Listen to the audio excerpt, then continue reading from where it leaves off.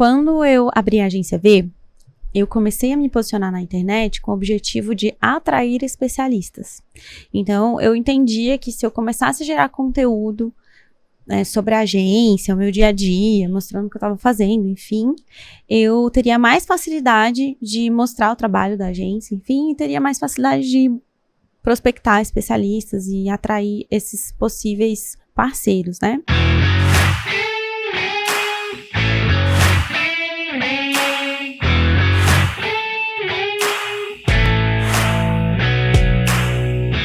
Só que como eu comecei a falar sobre os bastidores da minha empresa, como eu fazia gestão, como eu estava construindo, contratando, treinando meu time, enfim, eu comecei a atrair muitas pessoas querendo aprender mais sobre aquilo. Foi aí que eu descobri que eu poderia falar sobre aquele assunto e eu entendi que existia uma possibilidade de eu ser especialista também da minha própria agência. Então foi assim que eu comecei a me posicionar. Não foi com a intenção de ser especialista, mas eu descobri no meio do caminho que poderia, né, que eu poderia ser, que eu tinha um assunto ali interessante. Na época tinha pouquíssimo conteúdo sobre gestão, processos para agências de lançamentos, então ainda teve esse fator novidade, né? E aí foi assim que eu me descobri como expert. Muito legal, parça. No meu caso foi o seguinte, o que eu percebi? Eu percebi que a gente tá vivendo uma época, já há alguns anos, em que a moeda corrente é a atenção. E como que você conquista a atenção das pessoas sem custo? Produzindo conteúdo. E eu percebi que tinham pessoas que estavam produzindo conteúdo no mercado, que tinham uma caminhada muito menor que a minha, muito menos resultado que eu, e estavam colhendo resultados simplesmente pelo fato deles terem uma marca na internet, deles terem um posicionamento na internet. Então, no final de 2018, eu também comecei a produzir conteúdo, a fazer mais ou menos parecido com você, dividir os bastidores ali do que estava acontecendo na minha agência, e o meu faturamento cresceu exponencialmente a partir do momento que eu comecei a produzir conteúdo.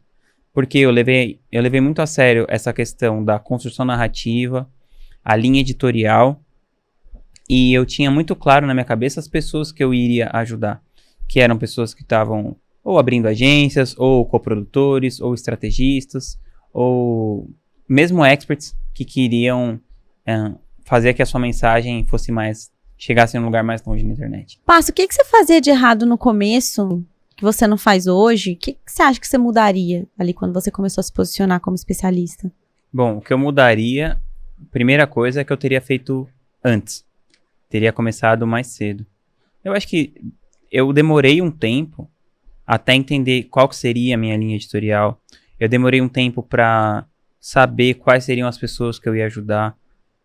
Então, eu acho que o que eu cometia de erro antes, além de eu não ter essa clareza, era a falta de consistência. Eu demorei para ser consistente mesmo. E até hoje, claro que eu sou intermitente, não sou uma pessoa totalmente consistente, mas de uma maneira geral, eu sou muito mais consistente hoje do que eu era quando eu comecei há 2 anos atrás. E quando eu comecei, eu achava que eu precisava de uma estrutura mais profissional, assim, então eu lembro tipo essa aqui. Tipo essa daqui. Eu lembro que a gente perdeu um tempo. Eu fiz a minha irmã, coitada, né? Bibi, que não gosta de gastar dinheiro com nada. Eu fiz ela comprar uma câmera boa ali, né? A gente ficava gravando o mesmo conteúdo milhões de vezes, né? Porque eu achava que, sei lá, tinha uma coisinha que tava ruim. A Ellen é aquela das poucas pessoas sinceras que chega na entrevista de emprego e fala que o defeito é o excesso de perfeccionismo. É bem verdade isso. Então, eu acho que isso me atrapalhou bem no começo. Depois que eu entendi que não era isso, né? Que a gente podia, sim, fazer um conteúdo muito bom, de uma maneira mais simples, que era o que a gente tinha ali na época, foi bem mais confortável e aí a coisa andou. Acho que nessa produção de conteúdo, quando você está iniciando, é muito importante ter isso que a Ellen falou. Você precisa fazer o melhor que você pode com aquilo que você tem. E isso basta. Total. No começo, eu não encontrava haters assim, né? E era justamente aquela comunicação, né? Sempre linear, assim, nunca fui de polêmica. Quando você trouxe a Ellen Salomá em ação? A Ellen Salomá. Sabe, a primeira vez que eu vi haters no meu conteúdo foi quando eu fiz a campanha do Futura das Agências, que foi uma campanha mais forte, que foi um posicionamento mais intenso, aonde eu coloquei a minha opinião de maneira mais clara. Foi quando eu falei que o futuro do mercado eram as agências de lançamentos e que não ia ter espaço para os lançadores amadores, né? Então, ali eu vi aquele posicionamento mais forte gerar o reiterismo. E foi bem legal porque eu lidei muito bem. Então, eu tive a certeza, nossa, tá certo o caminho que eu tô seguindo, porque essa campanha gerou o buzz que eu queria. Então, foi bem bacana. Eu não sei como eu lidaria com reiterismo daquele nível bem hard, assim, sabe? De, sei lá, xingar e falar coisas muito feias, assim, como eu vejo com outras pessoas. Eu realmente não sei. Porque eu sou uma pessoa um pouco mais sensível, então eu acho que eu teria um pouco de dificuldade. Hoje em dia eu quero que se foda. Tudo bem. Esse é o meu parceiro. Eu não curto muito de falar de religião, política, que seja futebol no meu conteúdo. Eu acho que no meu caso, como especialista, no nicho que eu estou, não é necessário ter esse tipo de posicionamento. É claro, dependendo do nicho, dependendo, né, do que você está falando, vai ser importante. Então, acho que é uma questão de bom senso, basicamente. Eu vejo um pouco diferente. Eu acho que eu mesmo tenho dificuldade de fazer isso. Não sei nem explicar exatamente o porquê, mas é porque não foram temas que fizeram parte do meu cotidiano de maneira muito forte, assim. Principalmente essa coisa da religião e tudo. Mas eu acredito que quando você se posiciona, você constrói aquele muro para separar as pessoas que são da sua galera das que não são. Então eu acho que se você tiver convicção daquilo que você acredita, o que quer que você acredite, é muito válido você se posicionar assim. Eu corroboro com esse pensamento, e eu acho que é bem isso, assim, vai muito da pessoa também. Às vezes, por exemplo, eu tenho as minhas opiniões sobre política, sobre religião, enfim, tem muitas coisas que eu acredito, só que não é uma coisa relevante para levar isso para minha audiência, né? Eu mantenho muito mais no íntimo ali da minha casa, enfim, da minha família e tudo mais. Então, é pessoal, né? É uma questão de escolha. Porque o que acontece? Quando você coloca a sua religiosidade, as suas crenças políticas pra fora, né? Que é uma coisa que você me acabou de falar, é do ambiente íntimo, né? De fora o íntimo. E você coloca isso pro mundo. Você fortalece o seu posicionamento. Fica mais fácil da pessoa se identificar com você como ser humano. Mas é uma dificuldade mesmo. Pra maioria das pessoas, inclusive pra mim, é difícil também. Mas eu acho que conforme você vai tirando as camadas ali e se expondo mais, quanto mais à vontade você ficar em expor 100% quem você é, mais pra perto você vai trazer as pessoas que estão alinhadas com seus valores. Total. Eu tenho uma história bem legal sobre isso. Vai. Bom, quando eu comecei a E-Gratitude, eu tinha certeza que eu gostaria de lançar um produto de inglês. E não tinha ninguém grande de inglês que não fosse o Mairo, na época. Só o Mairo Vergara era grande. E eu pensei, como que eu vou lançar uma professora de inglês e vou me diferenciar muito do Mairo, que já é o cara que é grande. O Mairo era um cara que batia muito na parada de você não precisa aprender gramática para aprender inglês. E eu não queria usar esse discurso. Eu queria trazer uma coisa diferente. Bom, nessa época eu estava andando bastante com a Natália Arcuri, que ela é criadora do canal Me Poupe, a gente estava trocando bastante ideia. E eu vi que ela tinha feito um canal de entretenimento financeiro. E eu achei aquilo bem contraintuitivo, do tipo, financeiro não parece nada com entretenimento. Financeiro parece uma coisa super chata. E eu pensei, estudar inglês também deve parecer uma coisa chata. Então eu pensei em fazer um canal que o viés fosse entretenimento com inglês. Então, como que você pode juntar duas coisas, ou três, ou quatro, e criar uma coisa totalmente diferente, ainda que seja dentro de um nicho que é extremamente saturado. E que tinha muito a ver com a personalidade da especialista, Total. né? Que é a Lilian. Que é a Lilian, que ela é engraçada, ela é estabanada, ela é divertida. Então foi bem bacana. Essa questão de diferenciação é bem legal, porque, por exemplo, eu mesma, né? Eu me diferencio no mercado de marketing digital pelo meu posicionamento. Então, eu nunca tive uma promessa de dígitos, por exemplo, né? Eu nunca falei sobre dígitos, fature tantos dígitos com isso ou com aquilo. Sempre foi muito mais voltado para o processo, para o passo a passo. Gosto muito de falar de pé no chão, de construção. E eu atraio pessoas que se identificam comigo. né? Então, se a gente for pegar os meus alunos, os nossos mentorados, enfim, são pessoas que querem construir negócios mais sólidos, que estão pensando um pouco mais a longo prazo, não tem essa ganância de ficar milionário de um dia para o outro. Não é tanto o faturamento em si, muito mais a construção, a qualidade de vida, a realização através do empreendedorismo, né? E essa foi uma maneira que eu encontrei de me posicionar e de me diferenciar. Eu acredito que você consegue demonstrar no seu conteúdo o quanto os seus valores, no sentido de que você é muito ligada no processo, que você é muito ligada no passo a passo, em fazer as coisas numa base sólida, se demonstra isso no seu conteúdo. Mas pra mim, o que você fez de genial não foi isso. Foi você subnichar.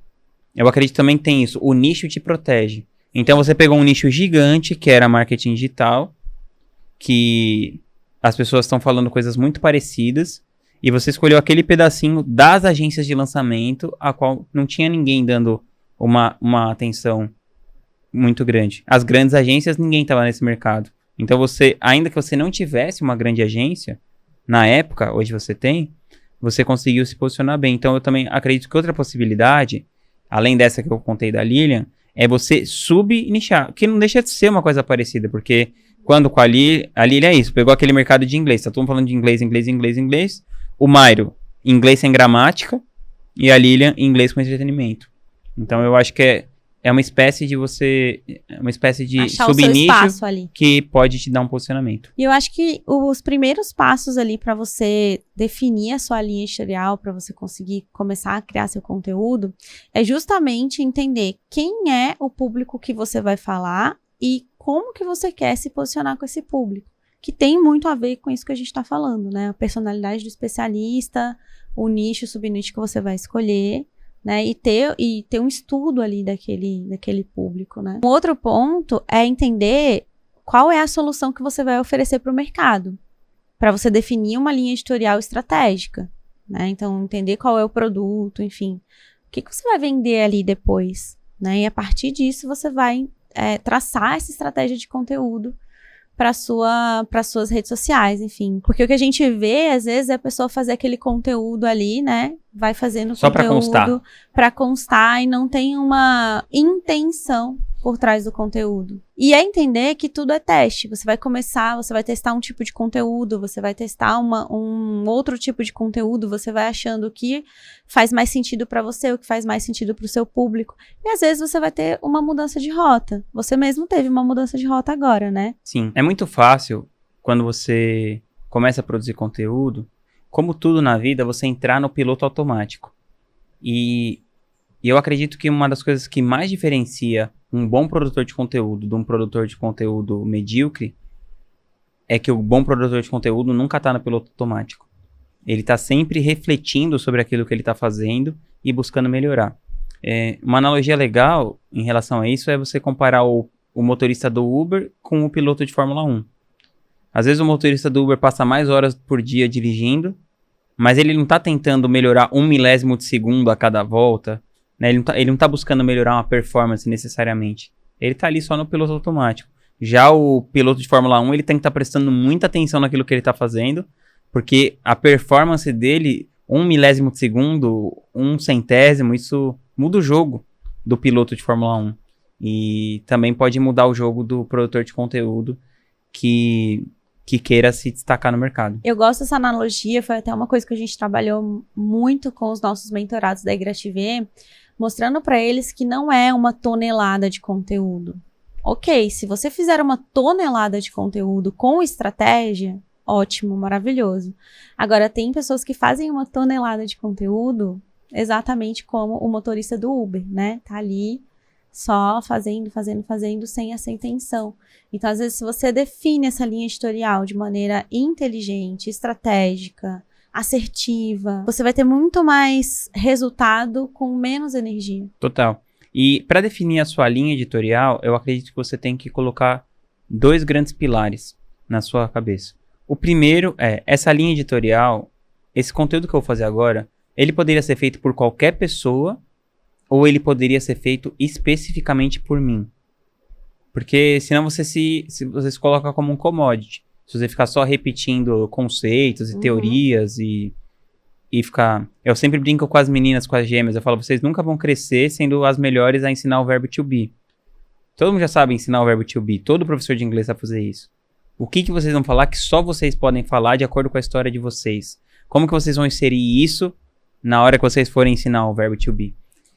E a outra coisa que eu acredito é você ter em mente, ter empatia. Para se colocar no lugar da outra pessoa que está assistindo isso e pensar, o que eu vou falar agora vai realmente ajudar essa pessoa a tomar uma decisão no negócio dela, tomar uma decisão na vida dela, que vai mudar a vida dela para melhor? Do contrário, é melhor ficar em silêncio. Isso aí. Tá vendo porque eu piorei como especialista? Porque eu abri a caixinha de perguntas todo dia. Hoje em dia é meio que um padrão no mercado. Eu vi quem eu vi fazendo isso a primeira vez foi o Ícaro de Carvalho. E eu me inspirei muito no que ele faz. Mas a ideia da caixinha de perguntas, ela é fundamental principalmente para quem está começando. Por quê? E teve até uma época que eu fiz um desafio lá no Mastermind de fazer 100 stories por dia. Desafio. E qual que era a minha ideia? Inclusive, quando eu participei desse desafio, foi o meu primeiro 7 em 7. Tá vendo? Eu falo que investir em mentoria dá ROI, compensa. Porque, ó, qual que acontece? Quando você abre uma caixinha de perguntas, primeiro de tudo, as pessoas, elas não gostam mais de estar nessa posição de estar assistindo alguma coisa passivamente. Elas gostam de interação, elas gostam de participar. Então, vamos supor, se você abrir 100 caixinhas de pergunta ao longo de um ano, você vai ter 36.500 caixinhas de perguntas. 36.500 respostas. O que acontece quando você tem esse número tão alto de respostas? Você abre um espaço para a pessoa ter uma conversa individual com você, porque ela vê a sua resposta e ela pode comentar lá naquele story e isso vai um direct para você. E toda venda se inicia a partir de um relacionamento. E não existe um jeito melhor de começar um relacionamento do que com uma conversa. Então, eu acredito que se você está buscando fazer o seu primeiro dinheiro na internet, não tem um lugar mais fácil de tirar esse dinheiro do que desse combo, caixinha de perguntas mais direct. E aí eu sei que quem está assistindo pode falar assim, nossa, mas responder 100 stories por dia, 100 caixinhas de stories por dia, todos os dias... Comenta aí o que o Ícaro falou no último encontro do seu Mastermind. O Ícaro de Carvalho foi lá como convidado, e ele falou alguma coisa do tipo, que a gente tem que ir pro mundo real. Ele falou alguma coisa tipo de um trabalho manual. Eu falei isso esses dias. Tem um rapaz lá, o Gilson, ele cuida do jardim lá da minha casa e tal, né? E, eu acordo muito cedo pra estudar, assim, e tem uns dias que ele chega às 7 horas da manhã, tá, sei lá, 8 graus, eu moro na montanha, tá frio.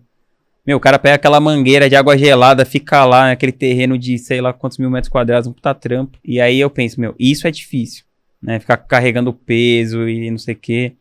E tem outros trabalhos muito mais difíceis, né? Essas pessoas que estão aí nessa linha de frente na pandemia, trabalhando com saúde. Eu acho que a gente vive numa geração muito mole. As pessoas são muito molengas. E eu acho que esse é o grande impeditivo de cada pessoa conquistar aquilo que ela pode conquistar. Então, assim, responder 100 caixinhas de perguntas tem o seu nível de dificuldade? Tem, mas não é nada perto dos problemas que 80% das pessoas que moram no Brasil passam. É isso aí, é vida real, né? Vida real.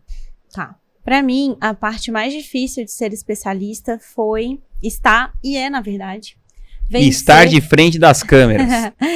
Vencer a insegurança. Eu acho que vencer a insegurança é uma barreira, assim, como especialista. E da onde você acha que vem a sua insegurança? Eu sou uma pessoa muito preocupada, eu levo muito em consideração se o que eu estou ensinando realmente vai ajudar a pessoa. Isso é uma barreira pra mim, porque eu fico... Íntegra. Exato. Eu me preocupo realmente se o que eu vou falar ali vai fazer diferença. Às vezes eu me vejo me envolvendo mais do que eu deveria. E isso me gera uma insegurança. Então, por exemplo, quando eu fui gravar o Plano V, foi, assim, um dos desafios mais difíceis da minha vida. Porque eu travava. Será que essa aula tá muito boa? Será que essa aula vai ajudar mesmo? Será que eu não tenho que regravar para falar isso daqui que eu esqueci? Então, esse processo de trabalhar a insegurança, né, que a Ellen como especialista tem, é bem doloroso, né? Foi mais doloroso, tem sido cada vez menos, mas ainda é um pouco. Eu não vou dizer que tem uma coisa que realmente é difícil, pelo que a gente acabou de falar, mas é que tem várias outras coisas que eu prefiro fazer a estar numa frente de uma câmera. Mas eu entendo que esse é o preço que eu tenho que pagar para eu atingir os resultados que eu quero dentro da minha profissão. Então, Assim como qualquer profissão, né? Você não vai fazer só o que você ama. então eu não vejo, assim, uma dificuldade, assim. Acho que a dificuldade, talvez, é realmente ter o que dizer. É ter alguma coisa que seja, que vale a pena ser dita, que seja melhor do que o silêncio. Isso que é mais difícil. O meu ritual é, quanto mais eu penso, mais travado eu fico. É bizarro. Tinha dia que eu não dormia, você acredita? Pensando que ia ter que gravar no dia seguinte? Aham. Tinha dia que eu não dormia, porque no outro dia eu tinha que gravar.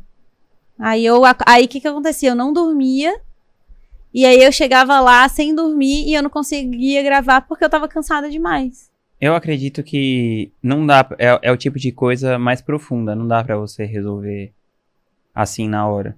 Eu recomendaria se fosse eu, e eu tivesse algum expert que tem muita vergonha de gravar, e eu identificasse que ele fosse um bom expert mesmo assim, eu indicaria pra ele fazer terapia. Terapia, eu também. Eu acho que é sempre um problema comportamental, de cabeça, esses tantos eus que moram dentro de cada um de si, né? Então, cada pessoa tem vários eus.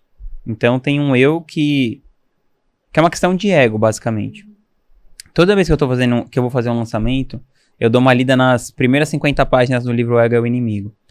Porque fica uma voz na minha cabeça falando assim: você vai fazer um lançamento, imagina se o seu lançamento dá ruim, o que você vai falar pros seus mentorados? Como que você vai ficar ensinando isso se você mesmo não sabe fazer? E não sei o quê. Então, ou seja, tem uma voz na sua cabeça que fica falando que você deveria fazer o que você tá fazendo é melhor do que você tá fazendo. Só que essa voz é só o seu ego e só vai te prejudicar. Porque nenhum ser humano pode fazer nada melhor do que o máximo da capacidade dele naquilo que ele tá fazendo. Então não existe esse limite. E outra coisa, é arrogância você pensar que você tem que fazer uma coisa tão boa que aquilo que você tá fazendo, que já é o seu máximo, não tá bom o suficiente. E é por isso que o mentor é tão importante. E eu posso falar com propriedade, porque, por exemplo, se não fosse você para me falar que eu tinha capacidade para ter uma mentoria, por exemplo, como é Grativer, né? Porque você que me convidou para fazer esse projeto, e eu fiquei ali meses, né, achando que não, imagina, eu não tenho capacidade para fazer uma coisa dessa. Então foi um mentor que falou, não, você consegue sim. E esse é um processo de descoberta, né? Então eu indicaria terapia. Eu fiz terapia para melhorar essa parte, faço ainda. Acho que me ajudou muito mesmo. E eu indicaria você a não sair do campo de batalha nunca. Então, o fato de você, às vezes, se obrigar a fazer, né? Você se comprometer a fazer aquilo, mesmo que seja doloroso, né? E, enfim, esse processo todo vai te fazer melhorar a cada dia também e se desbloqueando. Então, para mim, foi bem importante. E eu sempre brinco que o papel do estrategista é convencer o expert a fazer o que é melhor para ele mesmo. É isso aí. E uma das coisas mais importantes que a gente precisa convencer o expert é que fazer o seu máximo basta. Boa.